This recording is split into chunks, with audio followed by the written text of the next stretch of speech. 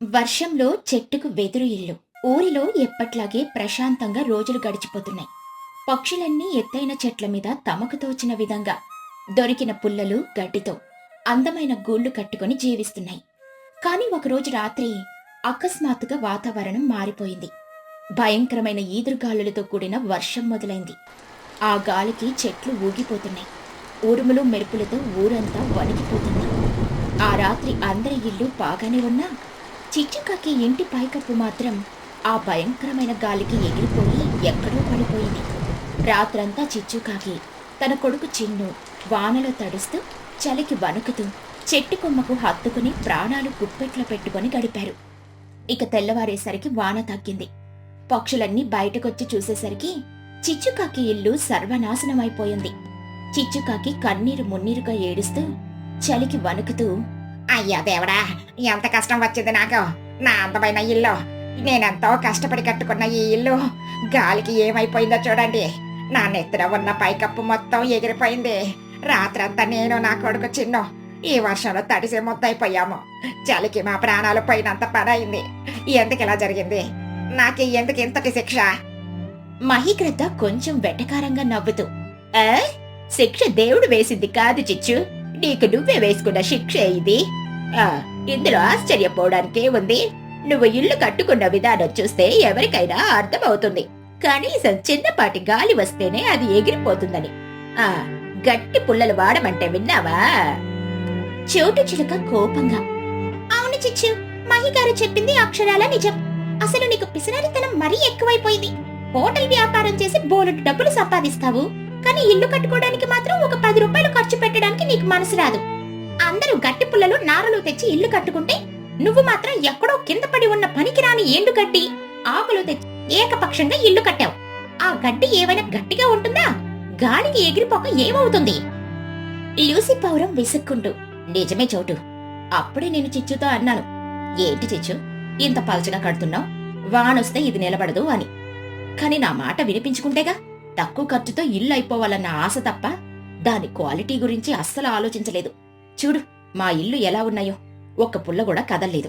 నీ పిసినారితనం వల్లే నీ కొడుకు రాత్రంతా చలికి వనకాల్సొచ్చింది.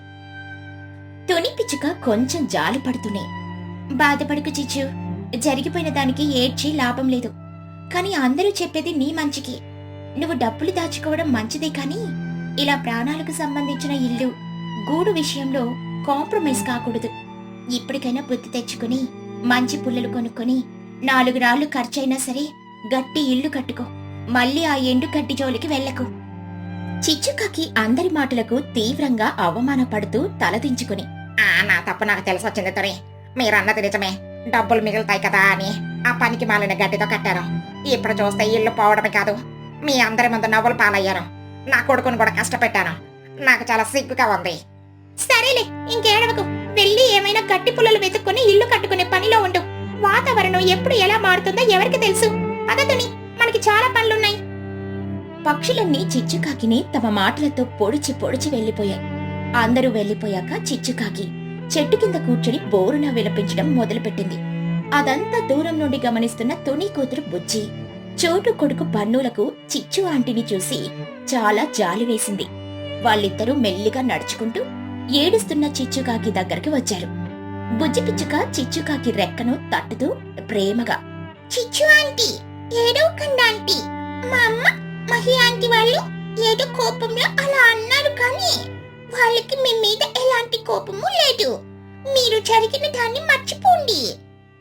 అవునాంటీ, అందరూ మిమ్మల్ని పిసినారని ఆట పట్టించినంత మాత్రాన మీరు బాధపడకండి. మీ ఇల్లు కూలిపోయిందని మాకు చాలా బాధగా ఉంది, కానీ మీకోసం మా దగ్గర ఒక అద్భుతమైన ఐడియా ఉంది. మీరు మళ్ళీ ఇల్లు కట్టుకోవాలి కదా, దానికి మేము ఒక సలహా ఇస్తాము.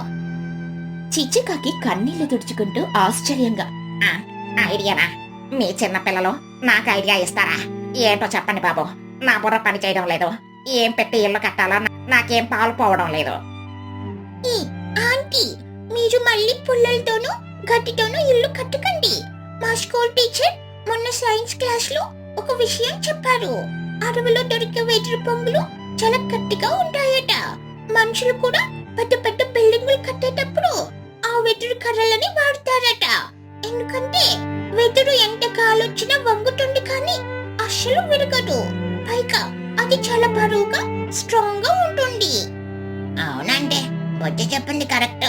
మీరు మన ఊరి చివరున్న వెదురు పొదల్లోకి వెళ్ళి కొన్ని లావు పట్టు వెదురు పొంగులు తీసుకురండి. వాటితో కనుక మీరు ఇల్లు కట్టుకుంటే దాన్ని ఏ తుఫాను కూడా ఏమీ చేయలేదట. మీరు ఒక్కసారి అలా కట్టి చూడండి, మీ ఇల్లు ఊరికే బెస్ట్ ఇల్లు అయిపోతుంది. చిచ్చుకాకి కళ్ళల్లో కాస్త ఆశ మెరుస్తూ ఉండగా, నిజంగానా బుజ్జి? వెదురు పొంగులు అంత గట్టిగా ఉంటాయా? నాకెప్పుడు ఈ విషయం ఎవరో చెప్పనేలేదే. మీరు చిన్నపిల్లలైనా చాలా గొప్ప సలహా ఇచ్చారు. నిజమే, ఈసారి డబ్బుల గురించి ఆలోచించను. ఎంత కష్టమైనా సరే ఆ వెదురు బొంగులు తెచ్చి నా కొడుకు కోసం ఒక అభేద్యమైన ఇల్లు కడతాను. థ్యాంక్ యూ సో మచ్ బుజ్జి. బన్ను, మీరు నా కళ్ళు తెరిపించారు. ఇక వెంటనే చిచ్చుకాకి తన కొడుకు చిన్నుని తీసుకుని అడవిలోని వెదురు పొదల దగ్గరికి వెళ్ళింది. ఇద్దరూ కలిసి ఎంతో కష్టపడి లావుపాటి దృఢమైన వెదురు బొంగులను ముక్కున కరుచుకుని తమ చెట్టు దగ్గరికి మోసుకొచ్చారు. రోజంతా కష్టపడి ఆ వెదురు బొంగులను ఒకదానికొకటి పేర్చి మట్టితో అతికించి ఒక పెద్ద అందమైన వెదురు ఇల్లు కట్టారు. ఆ ఇల్లు చూడ్డానికి చాలా బలంగా, ఏనుగు గుద్దినా పడిపోనంత దృఢంగా తయారైంది. పని పూర్తయ్యాక చిచ్చు చిన్ను అలసిపోయి ఆ వెదురు ఇంటి అరుగు మీద కూర్చున్నారు. చిన్నుకాకి ఆనందంగా ఇంటిని చూస్తూ, అమ్మా, చూసావా మన ఇల్లు ఎంత బాగుందో? అసలు ఈ వెదురు ఇల్లు చాలా గట్టిగా ఉంది. బుజ్జి బన్ను చెప్పినట్లు ఇది నిజంగానే సూపర్ కదా. ఇక మనకి వర్షం వచ్చినా గాలి వచ్చినా ఎలాంటి భయమూ లేదు. అమ్మయ్యో. చిచ్చుకాకి కొంచెం దీర్ఘంగా ఆలోచిస్తూ, అవునరా చిన్నగా, ఇల్లు అయితే బ్రహ్మాండంగా కట్టాము. వెదురు చాలా గట్టిదే కాదనను, కానీ నా మనసులో ఎక్కడో ఒక చిన్న అనుమానం తొలుస్తోందిరా. చిన్నుకాకి ఆశ్చర్యంగా, అనుమానమో? దేని గురించమ్మా? అంతా బాగానే ఉంది కదా. లేదురా చిన్నగా, నువ్వు కొంచెం లాజికల్ గా ఆలోచించు. ఇల్లు గట్టిగానే ఉంది కానీ దీన్ని మనం ఎక్కడ పెట్టాం? చెట్టు కొమ్మ మీద కేవలం పేర్చి పెట్టావు అంతే. నిన్నట్లాంటి మామూలు గాలి వస్తే ఈ వెదురు ఇల్లు కదలకపోవచ్చు, కానీ ఒకవేళ అంతకంటే భయంకరమైన తుఫాన్ వస్తే, అసలు చెట్లే ఊగిపోయేంత పెద్ద సైక్లోన్ వస్తే, అప్పుడు ఈ ఇల్లు ఎంత బరువు ఉన్నా సరే ఆ గాలికి కొమ్మ మీద నుండి కింద పడిపోతుంది కదా. అప్పుడు వెదురు కూడా విరిగిపోతుంది, మన ప్రాణాలు కూడా గాల్లో కలిసిపోతాయిరా. చిన్నుకాకి భయపడుతూ వణుకుతూ, అమ్మో, నువ్వు చెబుతుంటేనే నాకు భయం వేస్తుంది. నిజమే కదా, పెద్ద కాలొస్తే ఇల్లు కింద పడిపోతుంది కదా. మరి ఇప్పుడు ఎలా అమ్మా? ఇదంతా వేస్ట్ అయిపోతుందో? మనం ఈ రాత్రికి ఎక్కడ పడుకోవాలి? చిచ్చుకాకి ఒక్కసారిగా కళ్ళు తెరిచి ఉత్సాహంగా, భయపడకరా చిన్నగా, మీ అమ్మ పొరకి ఒక అద్భుతమైన వినూత్నమైన ఐడియా వచ్చింది. ఈ ఇంటిని మనం కొమ్మ మీద మామూలుగా కూర్చోబెట్టడం వల్లే కదా కింద పడిపోతుందన్న భయం. అదే ఈ ఇంటిని పెద్ద పెద్ద మర్రి ఓడలో అడవి తీగలో తీసుకొని వచ్చి ఆ కొమ్మకు ఒక ఉయ్యాలలాగా గట్టిగా వేలాడ తీసి కట్టేస్తే, అప్పుడు ఎంత గాలి వచ్చినా ఆ గాలికి మన ఇల్లు ఉయ్యాలలాగా అటు ఇటు ఊగుతుంది తప్ప కింద పడిపోదు కదా. గాలి దారిలో ఇది వంగి ఉంటుంది కాబట్టి అసలు కింద పడే ఛాన్సే లేదు. చిన్నుకాకి ఎగిరి గంతేస్తూ, ఓ అమ్మో, నువ్వు జీనియస్. ఎంత అద్భుతమైన ఆలోచన. పద పద, ఇప్పుడే వెళ్ళి ఆ తీగలు పట్టుకొద్దాం. అలా చిచ్చుకాకి చిన్ను వెంటనే వెళ్లి అత్యంత దృఢమైన అడవి తీగలను మర్రి ఊడలను పట్టుకొచ్చారు. ఆ వెదురు ఇంటి నమూలాలా ఆ తీగలను గట్టిగా కట్టి తమకు బాగా అలవాటైన పెద్ద చెట్టు యొక్క బలమైన కొమ్మకు ఆ ఇంటిని గట్టిగా వేలాడదీశారు. ఇప్పుడు ఆ ఇల్లు గబ్బిలంలాగా వేలాడుతున్నట్లు, లేదా ఒక పెద్ద గూడు గాలిలో ఉయ్యాలలా ఊగుతున్నట్లుగా చెట్టు కొమ్మకు వేలాడుతూ ఉంది. ఆ పనంతా పూర్తయ్యేసరికి రాత్రయ్యింది. వాళ్ళు హాయిగా లోపలికి వెళ్లి పడుకున్నారు. ఇక మరుసటి రోజు ఉదయం పక్షులన్నీ ఆహారం వెతుక్కోడానికని బయలుదేరుతూ చిచ్చుకాకి చెట్టు వైపు చూశాయి. అక్కడ కొమ్మకు వేలాడుతున్న ఆ వెదురు ఇంటిని చూసి అందరూ ఒక్కసారిగా ఆగిపోయారు. పక్షులందరికీ అది చాలా వింతగా, హాస్యాస్పదంగా అనిపించింది. మహీగ్రద్ద కడుపుబ్బ నవ్వుతూ, ఓ చోటు, అటు చూడు, ఆ చిచ్చుకాకి ఇల్లు చూడు ఎలా ఉందో. ఏంటి గబ్బిలోలాగా తలకిందలుగా వేలాడుతుంది? దానికి బుర్ర ఏమైనా చెడిపోయిందా? చోటు చిలుక నవ్వుతూ పడిపోతూ, అయ్ బాబోయ్, నిజంగానే మహిగారు, అదేదో ఉరి వేసుకున్నట్లు వేలాడుతుంది ఇల్లు. వెదురుతో కట్టుకోమంటే కట్టుకుంది గాని ఇలా చెట్టుకు ఉయ్యాల కట్టినట్లు కట్టేసిందేమిటి? పిచ్చి ముదిరినట్లుంది ఈ చిచ్చుకి. లూసీ పౌరం వెటకారంగా, ఏమే చిచ్చు, వాస్తు పండితుణ్ణి ఏమైనా కలిసావా ఏమిటి? కొత్త ట్రెండ్ మొదలు పెట్టావా? అసలు ఆ గాలిలో ఊగుతున్న ఇంట్లో నువ్వు నీ కొడుకు ఎలా ఉంటున్నారే? కళ్ళు తిరగట్లేదా? చూస్తుంటేనే నాకు వాంతులొచ్చేలా ఉన్నాయి. ఏంటి చిచ్చు ఈ పిచ్చి పని? ఇల్లు కొమ్మ మీద గట్టిగా ఉండాలి కాని ఇలా గాలిలో వేలాడదీస్తారా ఎవరైనా? చిన్న గాలొచ్చినా అది అటు ఇటు ఊగిపోయి మీరు అందులో పడి చచ్చిపోతారు. దాన్ని తీసేసి మామూలుగా కొమ్మ మీద పెట్టుకో. చిచ్చుకాకి ఏమాత్రం తగ్గకుండా గర్వంగా నవ్వుతూ, నవ్వండి నవ్వండి, మీకెంత కావాలంటే అంత నవ్వుకోండి. మీ అందరికీ నా ఇల్లు ఇప్పుడు ఒక జోక్ లాగా కనిపిస్తుంది కదా, కానీ గుర్తుపెట్టుకోండి, నా బుర్ర ఎప్పుడో మీకంటే ఒక అడుగు ముందే ఆలోచిస్తుంది. ఈ ఇల్లు కొమ్మ మీద ఉంటే తుఫానుకి కింద పడిపోతుంది. అందుకే గాలి ఎంత వేగంగా వీచినా తట్టుకొని కేవలం ఊగుతూ ప్రాణాలను కాపాడేలా నేను దీన్ని ఇలా డిజైన్ చేశాను. నా టెక్నిక్ ఏమిటో, నా ఇంటి పవర్ ఏంటో మీకు త్వరలోనే తెలుస్తుంది. అప్పుడు మీరే నా దగ్గరకు వస్తారు, చూసుకోండి. పక్షులన్నీ చిచ్చుకాకి మాటలను పిచ్చి ప్రేలేపనలుగా కొట్టిపారేసి తమ మానాన తాము ఎగురుకుంటూ వెళ్లిపోతాయి. అలా వారం రోజులు గడిచిపోతాయి. చిచ్చుకాకి తాను వేలాడే వెదురు ఇంట్లో ఎంతో దర్జాగా ప్రశాంతంగా జీవిస్తుంది.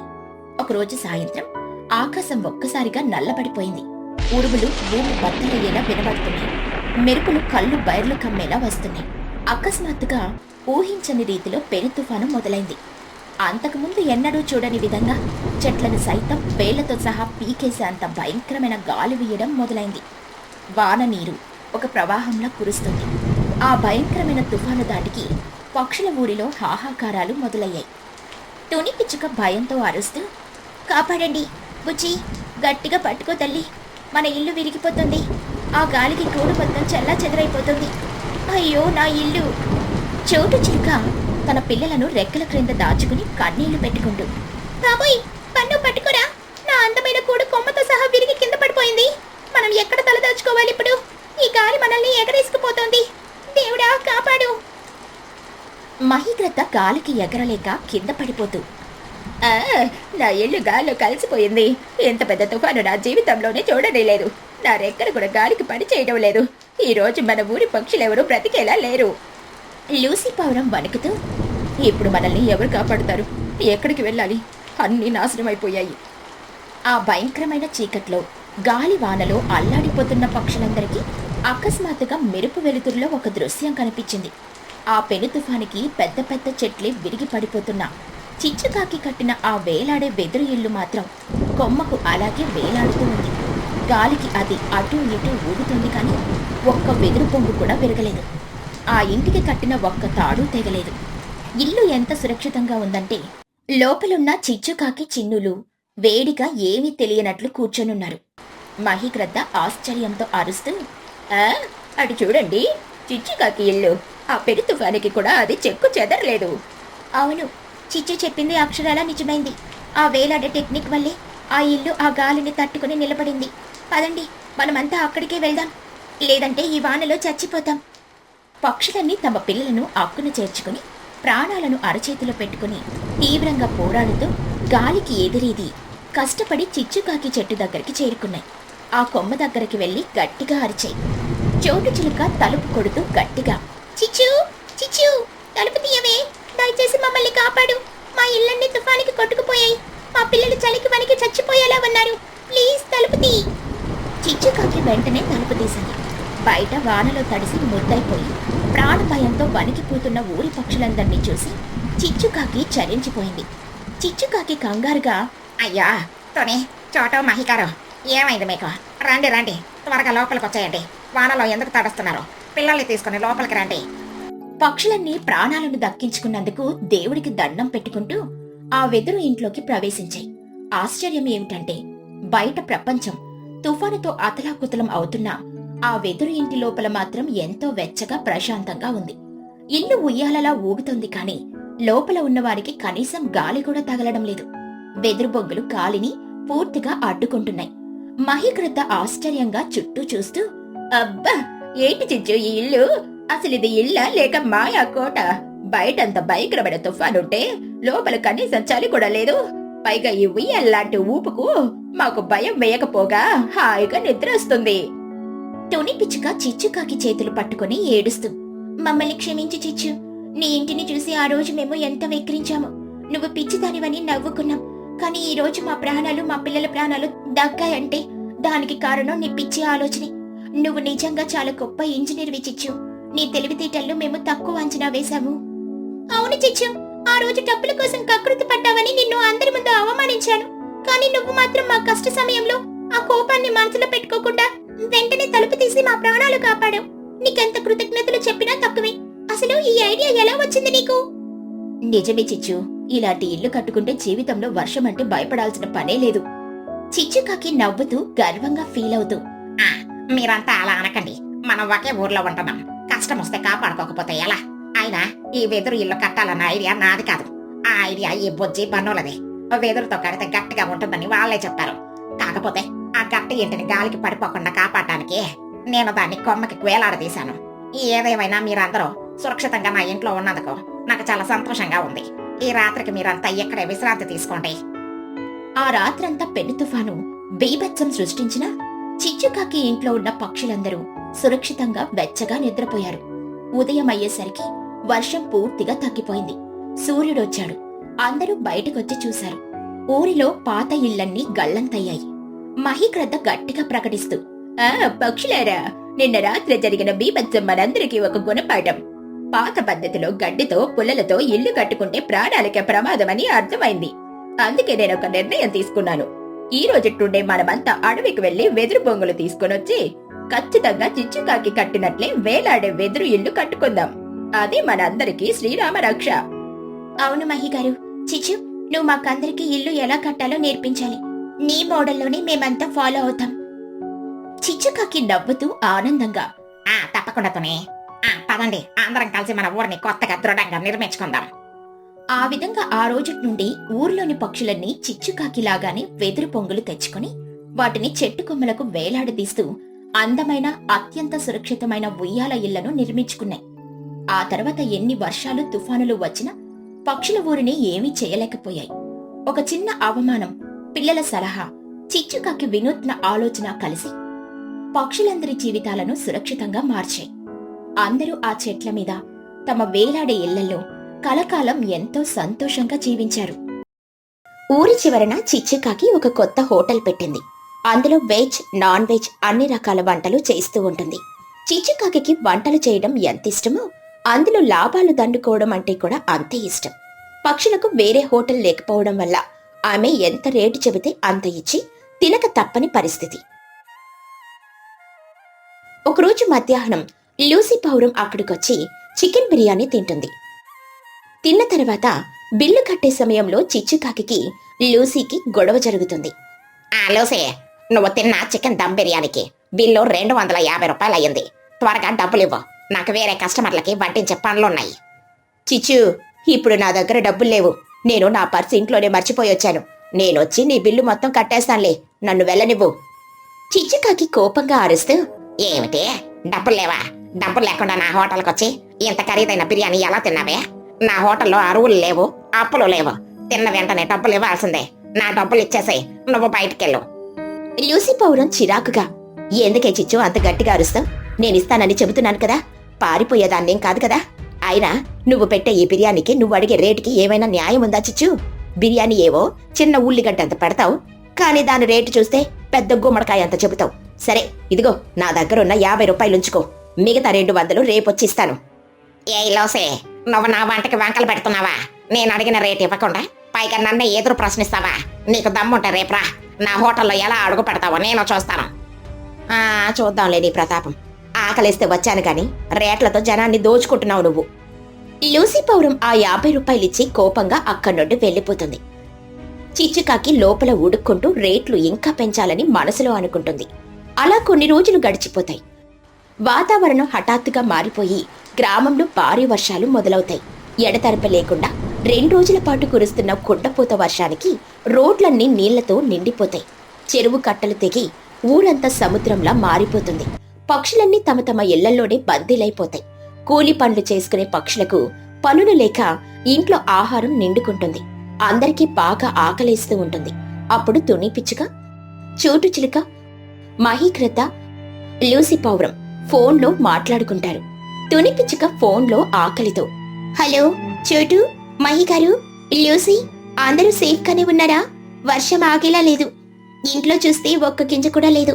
2 రోజుల నుండి పనులు లేక ఇంట్లో వండుకోవడానికి సరుకులు లేవు. నా కూతురు పుచ్చి ఆకలితో అల్లాడిపోతుంది. నాకేం చెయ్యాలో అర్థం కావడం లేదు. పరిస్థితి కూడా అంతే తుని. షాపులోకి నీళ్ళొచ్చి సరుకులన్నీ పాడైపోయాయి. నా కొడుకు బన్నుకి కూడా నిన్నటి నుండి సరిగ్గా ఆహారం లేదు. ఈ వర్షం మనల్ని చంపేలా ఉంది. ఆ పిల్లలు ఆకలితో ఏడుస్తుంటే చూసి తట్టుకోలేకపోతున్నారు. ఎక్కడికైనా వెళ్లి ఏదైనా తెద్దామంటే బయట కాలు పెట్టే పరిస్థితే లేదు. నీళ్లు అంత లోతుగా ప్రవహిస్తున్నాయి. నాకొక ఐడియా వస్తుంది. ఊరి చివరన మన చిచ్చుకాకి హోటల్ ఉంది కదా, అది కొంచెం ఎత్తులో ఉంటుంది కాబట్టి అక్కడికి వరద నీళ్లు చేరుండవు. ఆమె ఖచ్చితంగా ఈ రోజు కూడా వంటలు చేసే ఉంటుంది. మనం ఎలాగైనా అక్కడికి వెళ్లి ఫుడ్ తీసుకుని వద్దాం. లూసీ చెప్పింది కరెక్ట్. చిచ్చు హోటల్ సేఫ్ గానే ఉండుంటుంది. కానీ మనం అంత దూరం ఎలా వెళ్తాం? నడిచి వెళ్ళలేము. నీళ్లు ఎక్కువగా ఉన్నాయి. నేనొక పని చేస్తాను. నా ఇంట్లో పాత ప్లాస్టిక్ డబ్బాలు చెక్కలు ఉన్నాయి. వాటితో ఒక చిన్న పడవ లాంటిది తయారు చేసుకుని వస్తాను. మీరందరూ కూడా ఏవో ఒక తెప్పలు తయారు చేసుకోండి. మనమందరం కలిసి ఆ చిచ్చు హోటల్ కి వెళ్దాం. సరే చోటు, నేను కూడా నా దగ్గర ఉన్న వాటితో ఒక తెప్ప చేసుకుని వస్తాను. పిల్లలు ఆకలి తీర్చాలంటే ఈ మాత్రం సాహసం చెయ్యక తప్పదు మరి. అలా ఎవరింట్లో ఉన్న పాత వస్తువులతో వాళ్ళు చిన్న చిన్న పడవలు తెప్పలు చేసుకుని వరద నీళ్ళల్లో ప్రాణాలకు తెగించి బయలుదేరతారు. జాగ్రత్తగా నీళ్లను దాటుకుంటూ ఊరి చివర ఎత్తులో ఉన్న చిచ్చుకాకి హోటల్కి చేరుకుంటారు. వాళ్ళు అనుకున్నట్టుగానే చిచ్చుకాకి హోటల్ సురక్షితంగా ఉంటుంది. వేడివేడిగా బిర్యానీలు, కూరలు వండి సిద్ధంగా పెట్టుకొని ఉంటుంది. అమ్మ బాబాయ్, ఏమిటి మీరంతా ఇలా ఈ పడవల మీద వచ్చారు? ఏమైంది? ఏముంది చిచ్చు, ఊరంతా నీళ్ళల్లో మునిగిపోయింది. 2 రోజులుగా ఎవరి ఇళ్లలోనూ సరుకులు లేవు. పనులు లేక మా దగ్గర కూడా ఏమీ లేదు. పిల్లలు ఆకలితో అల్లాడిపోతున్నారు. నీ హోటల్ ఒక్కటే మాకు దిక్కని ఇలా ప్రాణాలకు తెగించి మరీ వచ్చాము. అవును చిచ్చు, పిల్లలు ఇంట్లో ఏడుస్తున్నారు.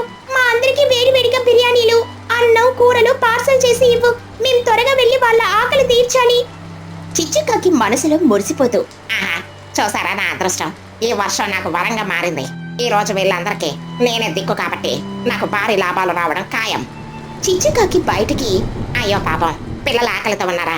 కంగారు పడకండి, నా దగ్గర అన్ని వేడివేడిగా రెడీగా ఉన్నాయి. ఎవరికి ఏం కావాలో చెప్పండి, నేను ప్యాక్ చేసి ఇస్తాను. చిచ్చు, నాకు 4 బిర్యానీలు ప్యాక్ చెయ్యి. నాకు కూడా 3 బిర్యానీలు, 2 కవర్లలో రైస్, కర్రీ ఇవ్వు. నాకు కూడా అవే ఇవ్వు చిచ్చు. చిచ్చుకాకి ఆనందంగా వాళ్ళకి కావలసిన ఫుడ్ అంతా కూడా ప్యాక్ చేసి వాళ్ళ చేతుల్లో పెడుతుంది. ఆహారం చూసి వాళ్ళ మొహాల్లో కొద్దిగా సంతోషం కనిపిస్తుంది. ఇదిగోండి మీ పార్సెల్స్, అన్ని కలిపి మొత్తం 3000 రూపాయలు అయ్యాయి. త్వరగా బిల్ ఇచ్చేయండి. తుని పిచ్చుక తడబడుతూ, చిచ్చు, అది ఇందాకే చెప్పాం కదా, గత 2 రోజులుగా వర్షం వల్ల మేమెవరం కూడా కూలి పనులకు వెళ్ళలేదు. మా దగ్గర ఇప్పుడు చిల్లి గవ్వ కూడా లేదు. ఈ ఒక్కసారికి మమ్మల్ని అర్థం చేసుకో. అవును చిచ్చు, మా దగ్గర డబ్బులు లేవు. ఈ వర్షాలు తగ్గి మేము మళ్ళీ పనులకు వెళ్ళి డబ్బులు సంపాదించగానే నీ బాకీ పైసలతో సహా నీకు ఇచ్చేస్తాము. దయచేసి ఇప్పుడు మమ్మల్ని వదిలేయి. చిచ్చుకాకి ఒక్కసారిగా కోపంగా అరుస్తూ, ఏమిటి డబ్బులు లేవా? డబ్బులు లేకుండా ఎంత ఫుడ్ ప్యాక్ చేయించుకుంటున్నారా? నా హోటల్ ఏమైనా అనాథ శరణాలయం అనుకుంటున్నారా? మీకు ఫ్రీగా ఫుడ్ పెట్టడానికి నేనేమైనా సత్రం తెరిచానా? చిచ్చు, ఫ్రీగా కాదు, త్వరగా ఇస్తామని చెబుతున్నాం కదా. మా పరిస్థితి నీకు అర్థం కావట్లేదా? పిల్లలు ఆకలితో ఉన్నారు. ఈ వర్షంలో ప్రాణాలు అరచేతిలో పెట్టుకుని ఇక్కడికి వచ్చాము. నాకు మీకు అసలు అవసరం మహిగారు. ఇక్కడ అరువులు లేవు, అప్పులు లేవు. నా పెట్టుబడి, నా కష్టం ఊరికి రాలేదు. డబ్బులు ఇస్తేనే ఫుడ్ తీసుకుని వెళ్ళండి, లేదంటే ఆ పార్సిల్స్ అన్ని ఇక్కడే పెట్టేసి మీ పడవల మీద మీరు వెళ్ళిపోండి. చిచ్చు, నీకు కొంచెం కూడా జాలి లేదా? పిల్లల ఆకలి తీర్చడానికి వస్తే ఇలా కఠినంగా ప్రవర్తిస్తావా? నీకు మేము అప్పు పడతామా? జాలి దయా వ్యాపారంలో ఉండవలోసి నాకు డబ్బులు మాత్రమే కనిపిస్తాయి. నా పార్సల్స్ నాకు ఇచ్చేయండి. తుని పిచ్చుక ఏడుస్తూ, చిచ్చు, దయచేసి అలా చెయ్యకు. నా కూతురు బుజ్జి నా కోసం ఎదురు చూస్తూ ఉంటుంది. ఫుడ్ తీసుకెళ్ళకపోతే అది ఆకలితో చచ్చిపోతుంది. నా ప్రాణమైనా తీసుకుని ఈ ఫుడ్ నాకు ఇవ్వు చిచ్చు. నీ కాళ్ళు పట్టుకుంటాను. ప్లీజ్ చిచ్చు, మమ్మల్ని అర్థం చేసుకో. ఈ ఒక్కసారికి ఈ ఫుడ్ మాకివ్వు. వాళ్ళలా బ్రతిమలాడుతుంటే చిచ్చుకాకి బుర్రలో తన పిసనారి అత్యాస బుద్ధి నిద్రలేస్తుంది. ఈ సమయాన్ని ఎలా వాడుకోవాలో ఒక కుటిలమైన ఆలోచన వస్తుంది. చిచ్చుకాకి నవ్వుతూ, సరే సరే సరే, ఏడవకండి. పాపం మీ పిల్లల ఆకలి చూసి నా మనసు కరుగుతుంది. మీకు నేను ఈ ఫుడ్ అప్పుగా ఇస్తాను, తీసుకెళ్ళండి. తుని పిచ్చుక ఆనందంతో, నిజంగానే చిచ్చు, చాలా చాలా థ్యాంక్స్. నీ మేలు ఈ జన్మలో మర్చిపోలేను. ఆగతోనే నేను అప్పుగా ఇస్తానని చెప్పాను, కానీ ఒక కండిషన్ ఉంది. మీరు ఇప్పుడు డబ్బులు ఇవ్వడం లేదు, ఎప్పుడో తర్వాత ఇస్తామంటున్నారు కదా. అందుకే నేను ఇప్పుడు రేట్లు పెంచుతున్నాను. నా ఫుడ్ రేట్లన్నీ నేను డబల్ చేస్తున్నాను. మహీకృత షాక్ అయ్యి, డబల్ చేయడమా? అంటే ఏమిటి చిచ్చు? చిచ్చుకాకి గర్వంగా, అంటే మీరు తీసుకున్న 250 రూపాయల బిర్యానీ ఇప్పుడు 500 అయ్యింది.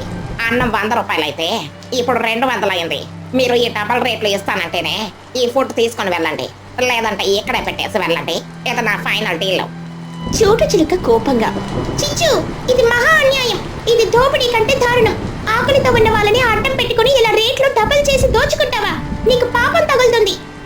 ఆ పాప పుణ్యం నాకు తెలియదు చోట, నా బిజినెస్ రూల్స్ ఇవి. మీకు ఇష్టమైతే ఈ డబల్ రేట్లకే అప్పుగా తీసుకుని వెళ్ళండి, లేకపోతే ఆకలితో పడుకోండి. నిర్ణయం మీదే. మీకే కాదు, ఈ వర్షాకాలం పూర్తయ్యే వరకు నా హోటల్లో ఎవరైనా అప్పు తీసుకుంటే ఇదే డబల్ రేటు. తుని, చోటు, మహి, లూసీలకు తీవ్రమైన కోపం, బాధ కలుగుతాయి. కానీ వాళ్ళ కళ్ళ ముందు ఆకలితో ఉన్న వాళ్ళ పిల్లల మొహాలే కనిపిస్తాయి. ప్రాణం కంటే డబ్బు ముఖ్యం కాదని వాళ్ళకి తెలుసు. ఈ ఆపద సమయంలో చిచ్చుకాకిని ఎదిరించి ఫుడ్ వదిలేస్తే వాళ్ళ పిల్లలు ఆకలితో అలమటిస్తారు. తుని పిచ్చుక కన్నీళ్లు తుడుచుకుంటూ, సరే చిచ్చు, నువ్వు అడిగిన డబుల్ రేటుకి మేము ఒప్పుకుంటున్నాం. వర్షాలు తగ్గాక మేం కష్టపడి ఆ డబుల్ డబ్బులు నీ మొహాన కొడతాం. మాకు మా పిల్లల ఆకలి ముఖ్యం. అవును చిచ్చు, ఈ డబుల్ రేటు బిల్లు బుక్లో రాసుకో, మేం తీరుస్తాంలే. అందరూ అయిష్టంగానే ఆకలి బాధతో ఆ డబుల్ రేటుకు ఒప్పుకొని ఫుడ్ తీసుకుని తమ పడవలలో తిరిగి తమ ఇళ్లకు వెళ్లిపోతారు. వాళ్ళ కష్టాన్ని చూసి జాలి పడాల్సింది పోయి చిచ్చుకాకి తాను డబల్ లాభం సంపాదించానని ఎంతో ఆనందంగా హోటల్ మూసేస్తుంది. చిచ్చుకాకి గంతేస్తూ, యాహో, ఎంత అద్భుతమైన ఐడియా నాది. వర్షం వల్ల నాకు డబల్ బిజినెస్ అయ్యింది.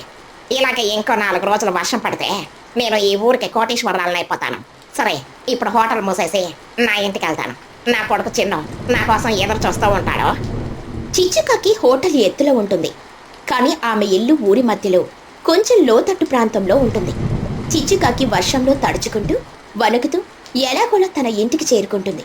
కానీ ఇంటి దగ్గరికి వెళ్ళగానే ఆమెకు గుండె ఆగిపోయినంత పనవుతుంది. అక్కడ ఆమె ఇల్లు పూర్తిగా వరద నీటిలో మునిగిపోయి ఉంటుంది. ఇంటి చుట్టూ భయంకరంగా నీళ్లు ప్రవహిస్తూ ఉంటాయి. చిచ్చుకాకి భయంతో అరుస్తూ, అమ్మ బాబాయ్, నా ఇల్లు సగం నీళ్ళలో మునిగిపోయిందే. లోపల నా కొడుకు చిన్ను ఉన్నాడు. ఒరే చిన్న, ఓ చిన్న, ఎక్కడున్నావురా? చిన్నుకాకి ఇంటి లోపల నుండి ఏడుస్తూ వణుకుతూ, అమ్మో అమ్మో, నన్ను కాపాడమ్మా, ఇంట్లోకి నీళ్ళు వచ్చేసాయి, కిటికీల దాకా నీళ్లున్నాయమ్మా. నేను మంచం మీద ఎక్కి కూర్చున్నాను, కానీ నీళ్ళు ఇంకా పెరిగిపోతున్నాయమ్మా. నాకు చాలా భయంగా ఉంది. చిచ్చుకాకి గుండెలు బాదుకుంటూ, అయ్యో దేవుడా, నా కొడుకు ప్రాణాల మీదకి వచ్చిందే. నేను వాడిని ఎలా కాపాడుకోవాలి? నాకు ఈత కూడా సరిగ్గా రాదు. ఎరా చిన్న, భయపడకరా, నేను వచ్చేస్తున్నాను. చిచ్చుకాకి ప్రాణాలకు తెగించి ఆ ఉధృతంగా ప్రవహిస్తున్న వరద నీటిలోకి దూకుతుంది. గట్టిగా ఈదుకుంటూ కిటికీ గుండా ఇంటి లోపలికి వెళ్లడానికని ప్రయత్నిస్తుంది. కానీ ఆ నీటి ప్రవాహం చాలా ఉధృతంగా ఉండడంతో ఆమె లోపలికి వెళ్ళలేకపోతుంది. అదే సమయంలో ఇంటి లోపల మంచం మీద ఉన్న చిన్నుకాకి కాలు జారి ఆ నీళ్లలో పడిపోతాడు. చిన్నుకాకి నీళ్లలో మునుగుతూ, అమ్మో కాపాడమ్మా, నేను మునిగిపోతున్నాను. చిచ్చుకాకి ఏడుస్తూ, ఒరే చిన్నగా, నా చేయి పట్టుకోరా, నేను నిన్ను వదలను. చిచ్చుకాకి గట్టిగా ఈదుకుంటూ వెళ్లి కిటికీ దగ్గర ఉన్న చిన్నుకాకి చేతిని పట్టుకుంటుంది. కాని ఆ ప్రవాహం ఉధృతికి ఇద్దరు కిటికీలో నుండి బయటికి లాగబడతారు. వరద నీరు వాళ్ళిద్దరినీ చాలా వేగంగా ఊరి మధ్యలోకి లాక్కెళ్ళిపోతూ ఉంటుంది. చిచ్చుకాకి నీళ్లు మింగుతూ, రక్షించండి, ఎవరైనా మమ్మల్ని కాపాడండి, మేము కొట్టుకుపోతున్నాం. అమ్మో, నాకు భయమేస్తుందమ్మా. వాళ్ళిద్దరూ గిలగిలా కొట్టుకుంటూ ఊరి మధ్యలోకి కొట్టుకునొస్తారు. అదే సమయంలో తుని పిచ్చుక, చోటు చిలుక తమ ఇళ్ల పైకప్పుల మీద నిలబడి ఈ దృశ్యాన్ని చూస్తారు. తుని పిచ్చుక ఆశ్చర్యంగా, చూడు, అటు చూడు, ఆ వరద నీటిలో ఎవరో ఇద్దరు కొట్టుకుపోతున్నారు.